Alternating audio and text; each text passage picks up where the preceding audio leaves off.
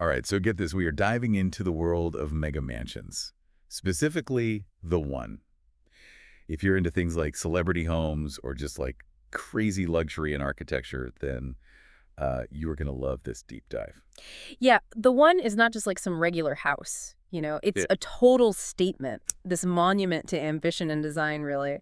And it kind of shook up the luxury real estate world. Totally. Okay, so imagine, right? You're cruising through Bel Air in Los Angeles, and you find yourself at 944 Airroll Way. Oh, yeah. That is where the one is. It's actually the biggest private residence in all of California. Wow. It's massive, 105,000 square feet. That's bigger than a lot of towns, I bet. Yeah. It's crazy. Just the sheer size of this place is mind-boggling.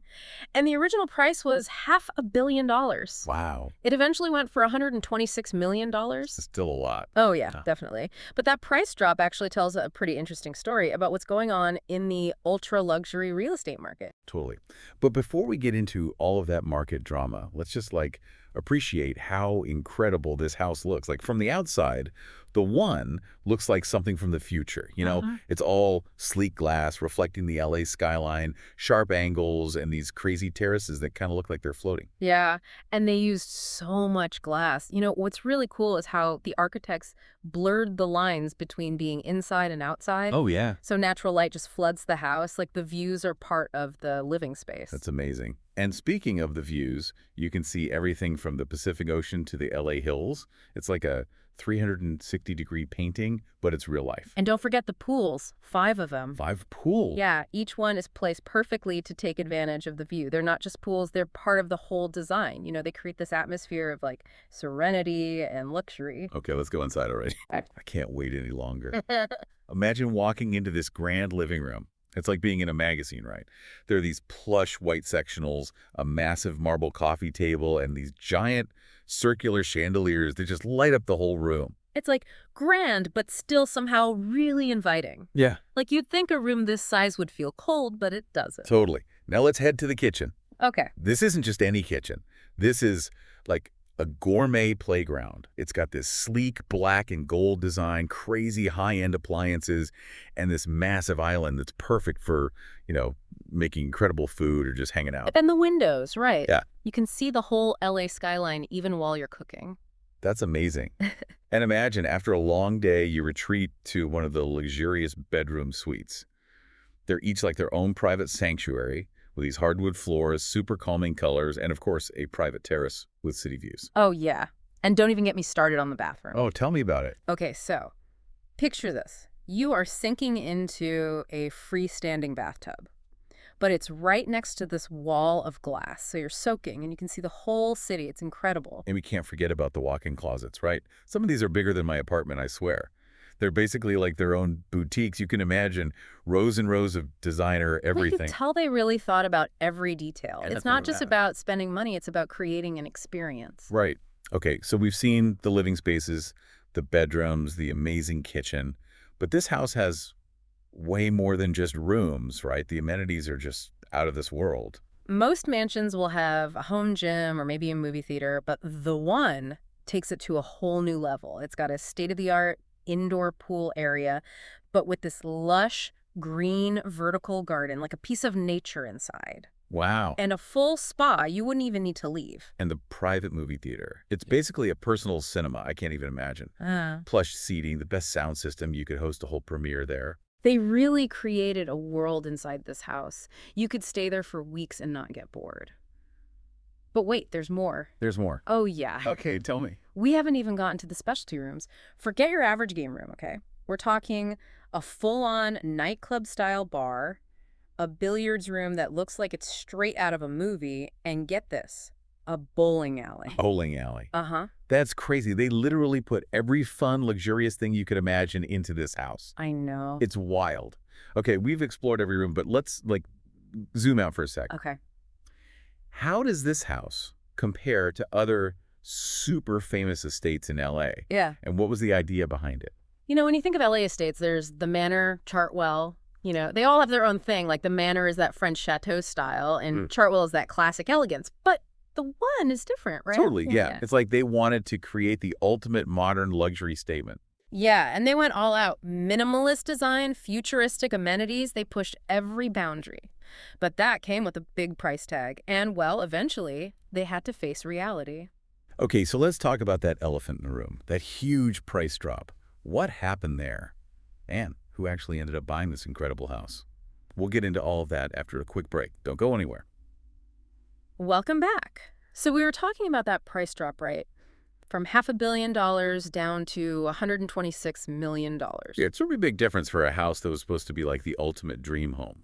It really shows how complicated that ultra-luxury market is. There were rumors that they had money problems during the build. Maybe the market just wasn't ready for something this over the top. And honestly, finding a buyer who can afford this kind of place is not easy. Yeah, that makes sense. It makes you wonder if there's a limit to how luxurious a house can be. That's the question, isn't it? But they did find a buyer even with that lower price. Oh yeah, who was it? It was Richard Sagian, the CEO of Fashion Nova, so now this crazy house is part of his collection. He must have seen something special in it, even if it wasn't worth that $500 million. It's interesting that he bought it, right? I mean, he's not just any random billionaire. He's the CEO of Fashion Nova. That's a brand that's all about style, pushing boundaries. Mm. It kind of makes you think about what these huge houses mean to people. Totally. These houses aren't just about having a place to live, they're about status. It's Yeah. like the ultra-wealthy saying, look what we've accomplished. Especially in a city like LA where image is everything. Owning a place like The One is like being in this exclusive club. And it's not just the super rich who are affected by this. Right. It influences everyone, even if we're just looking at pictures online. You're right. These houses set trends. They push what's possible with design and architecture. It's like we get a glimpse into this world that most of us will never experience. And whether we realize it or not, that shapes our own ideas about what a luxury home should be. Yeah, like suddenly our dream homes seem a little bit boring. Okay, so let's get back to the actual design of the One. Okay. From the outside, it's all about clean lines, glass, that minimalist look. But how did that translate to the inside? The architects really wanted to blend the inside and outside. The windows aren't just for the views, they bring in so much natural light. So it's like you're living in a work of art with the LA skyline as your background. Yeah, and the interior design goes with that whole vision. You see a lot of neutral colors, luxurious materials, and statement pieces that don't crowd the space. It's like elegant, but in a really understated way, perfect for the people who live there. And then there are those crazy amenities we talked about. It's Yeah. not just about having a home theater or a gym. It's like a nightclub, a bowling alley, a spa. It's like Yeah. you never have to leave. In a way, yeah. You have everything you could ever want right there. But it makes you think, right? About what?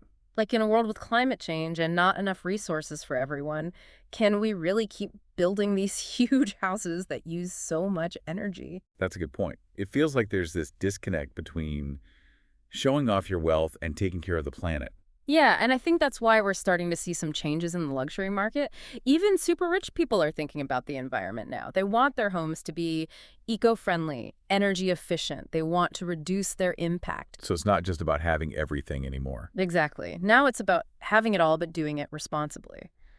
It'll be interesting to see how the One fits into all of this. Will it become a model for being both luxurious and sustainable, or will it just be a reminder of a time when people didn't care about those things? Those are some big questions. But Mhm. before we get too deep, let's talk about some of the details that make the One so cool. What stands out to you? We're back and we're wrapping up our deep dive into the One, and we saved the best for last. So we talked about how big it is and all the crazy stuff it has, like a bowling alley and all that, plus the price and who bought it. But now I want to get into the actual design. Like, what makes this place so special? Yeah, those details are what make a house really stand out. It's one thing to be expensive, it's another to be extraordinary. And the One is like full of design inspiration.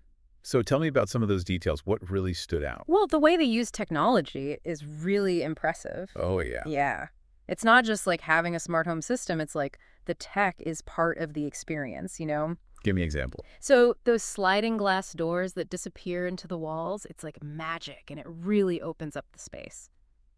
Or the climate control, it changes automatically depending on the time of day or how many people are in the room. So it's like the house is reading your mind. In a way, yeah. And the materials they used are incredible, like marble, custom-made light fixtures, and really rare wood. It just adds this richness to everything. You know, it's like it's not just about having things that cost a lot of money. It's about having things that are unique and well made. Yeah, exactly. The One is full of those little stories, like the furniture was custom made. And the art collection is incredible. Everything was chosen to create this feeling of luxury. It must feel like you're walking into a piece of art. And speaking of art, they did an amazing job with natural light. Oh, yeah, we keep talking about those giant windows. Exactly. But they're not just for the view. They bring in so much light. It makes the whole house feel open and peaceful. It's crazy how important natural light is. It can completely change how a place feels. Totally. And the connection to the outside is really special too. We've talked about the terraces and the pools, but the gardens are amazing too. It's like this peaceful escape right in the middle of LA. Wow. Okay, so we've explored this whole house.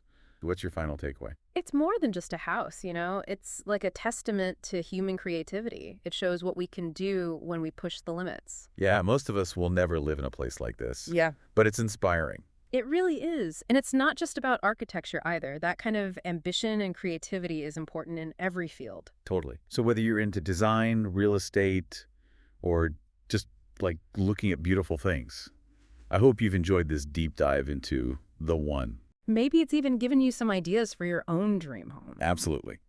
So until next time, keep exploring, keep dreaming big, and keep diving deep with us.